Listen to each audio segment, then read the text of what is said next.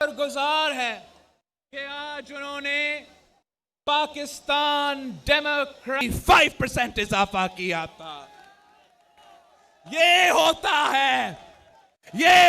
है अवामी हल महंगाई का, अवामी हल दहशतगर्दी का, अवामी हल आटा का बहरान का। और इमरान का हल क्या है? इमरान का हल क्या है?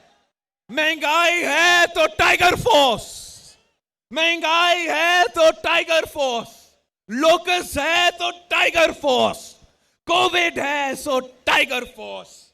ये है इमरान खान का हल आपके मसाइल के लिए। वादा किया था कि 1 करोड़ नौकरी दूंगा, करोड़ों बेरोजगार है।